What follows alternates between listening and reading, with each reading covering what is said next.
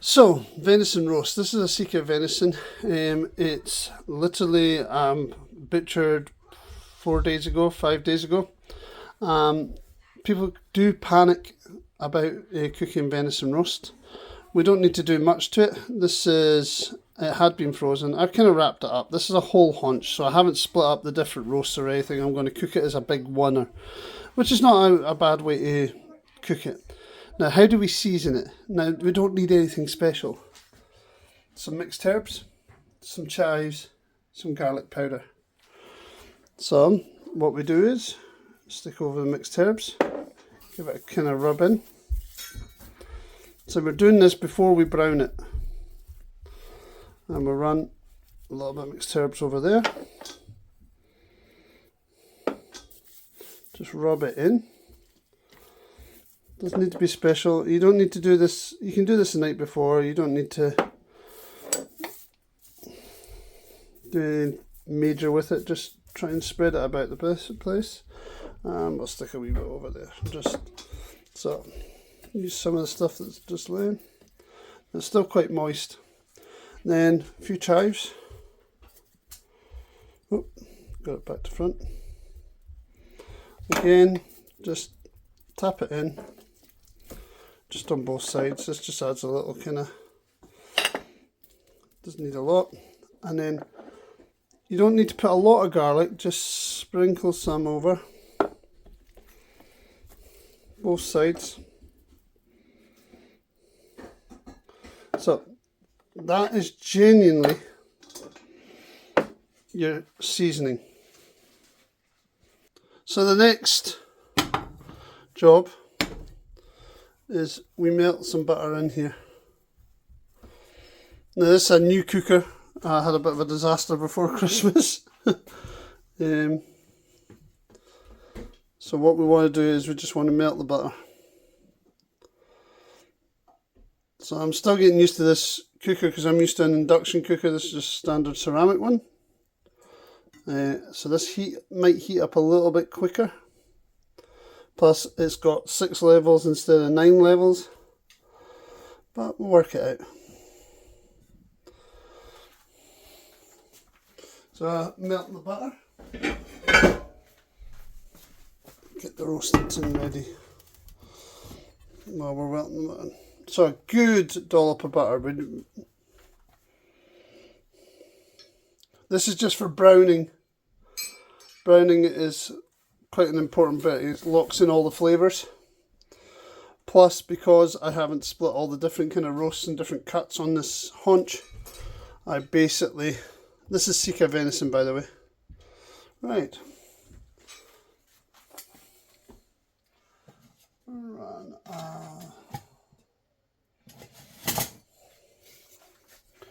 wooden spoon. Right, don't want to caramelise this butter just because we want to be able to cook the meat in it. So, got it melted.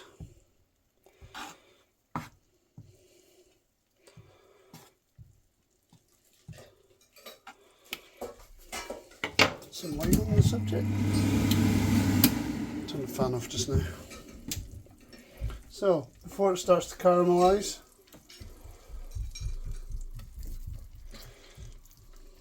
stick that in there. Said not a huge amount of seasoning, nothing special.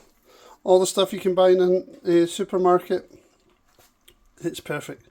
So what I'll do is I'll brown all the way around. As you see, we're just kind of browning it round. I'll do all the way around.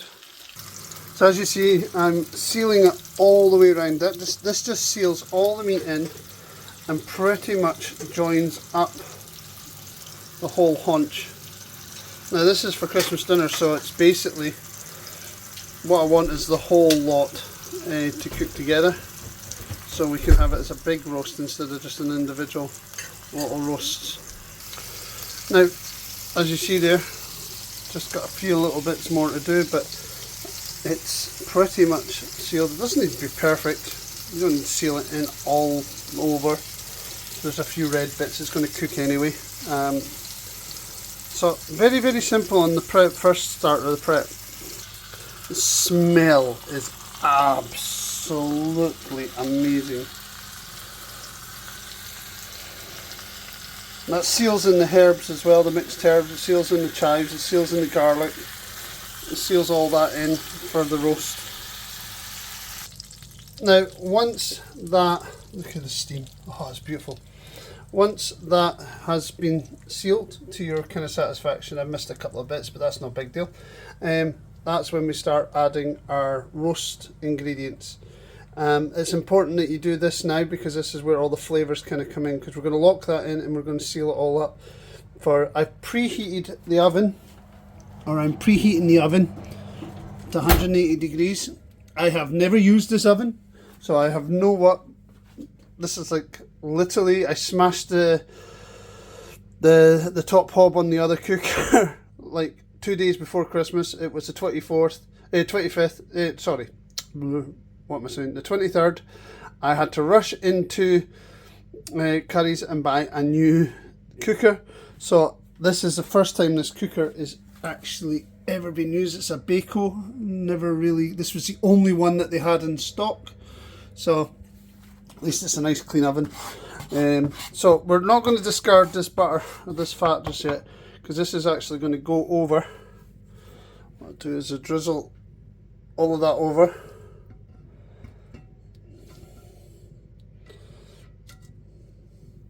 Don't really want to waste that, and we'll leave this to rest while we sort out the rest of the ingredients.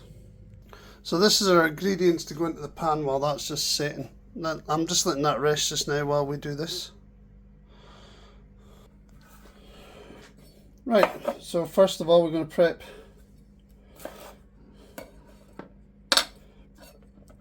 prep the tomatoes, the little baby tomatoes. They're nice and sweet. Very similar to what I did with the venison casserole. However, instead of just kind of knocking them in half, what you want to do is you want to put them in quarters.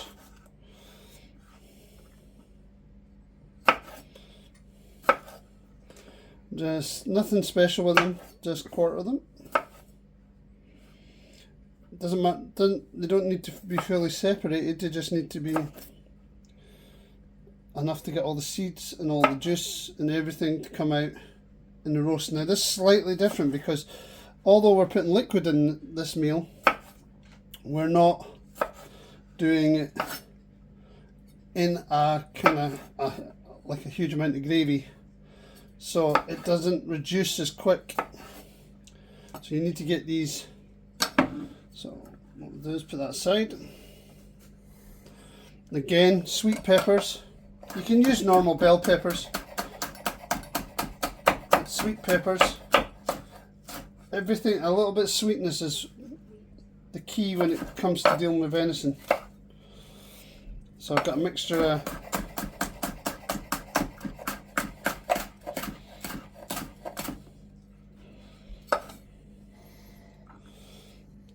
doesn't matter if the seeds go in there as well, that's not a big deal, they'll cook down.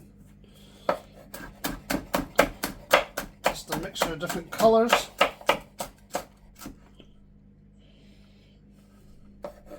I'm going to use those bits later for other things.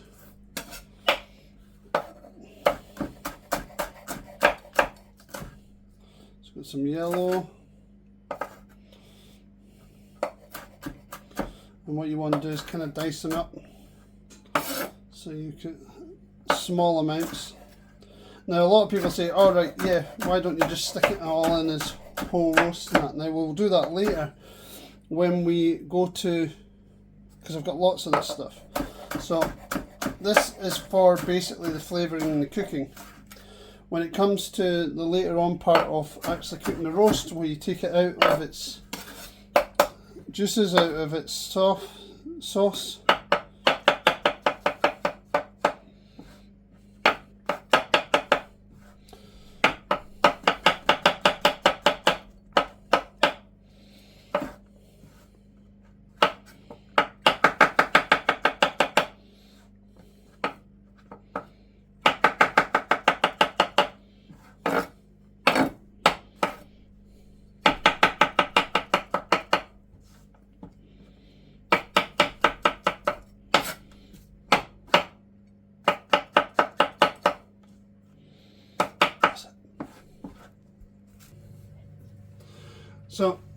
just this chopped veg, we're just going to sprinkle over it. We're not going to stick it over the meat, we're just going to stick it around the meat. So make sure there's a little bit of gap. Again, mushrooms, all that will cook down. Now you can pack this out quite a lot.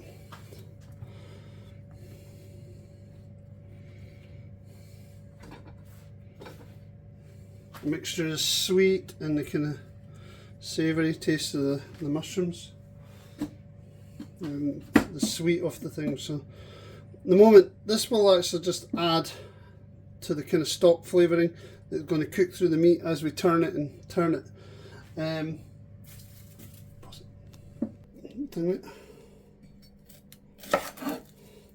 So I'm cooking up shallots here. I'm not cooking them up, I'm chopping up shallots here now. I don't want these fully chopped, so we'll just peel them. The smell on these is amazing. Peel to the side, and all we're going to do is chop them down the middle like that, chop them in half like that. Again, bigger ones we do the same. We can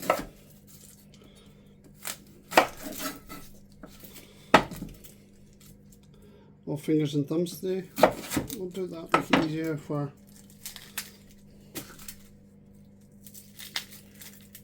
peeling.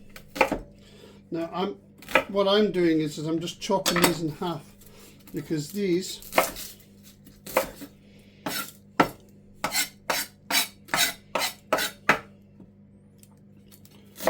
are the main flavouring for the stock that goes, that the roast will sit in. I'm very good at explaining these things today.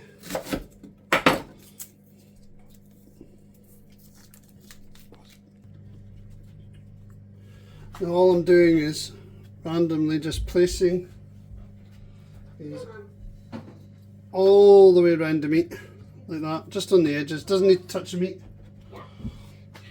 just enough to kind of all the way around the tomato there.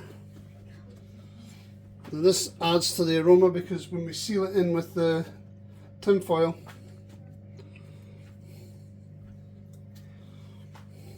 now venison secret ingredient, onion gravy. I use loads of this for venison, but not like loads, just generous amounts. Enough to just kind of add a little bit of substance to the stock, and then don't drown it, just go around it.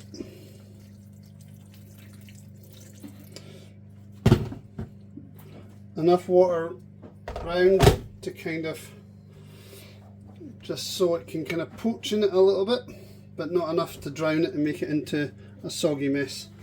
That allows the meat to cook, the veg to cook down as well. And then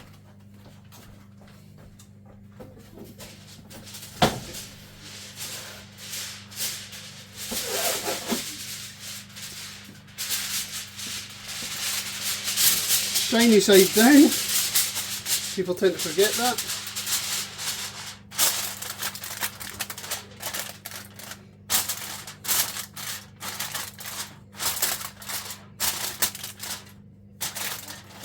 Cover with tin foil.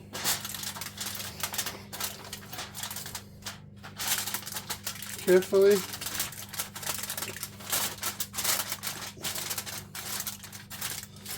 And stick it in your preheated oven.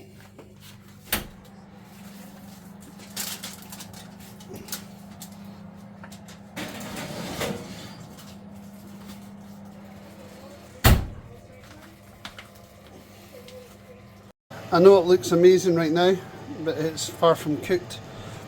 What we need to do now, ignore the air fryer, there's lots of stuff cooking at the minute.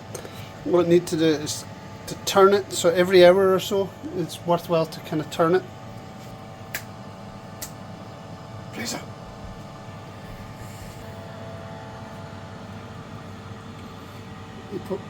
So we just turn it as you would normally do it, just.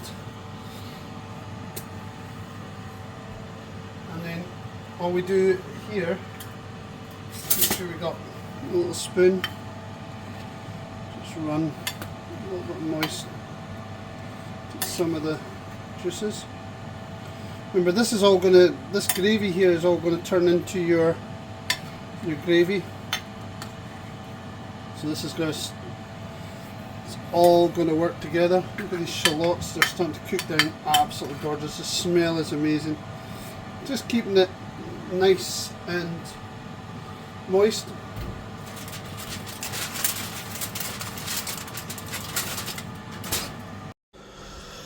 So that's another hour in. Just going to wet the top, just recirculate some of this onion stuff and food and put it all over. It's looking amazing, look at the steam coming off. So I think we're 2.5 hours now, so we just need to give it a turn. It smells fantastic.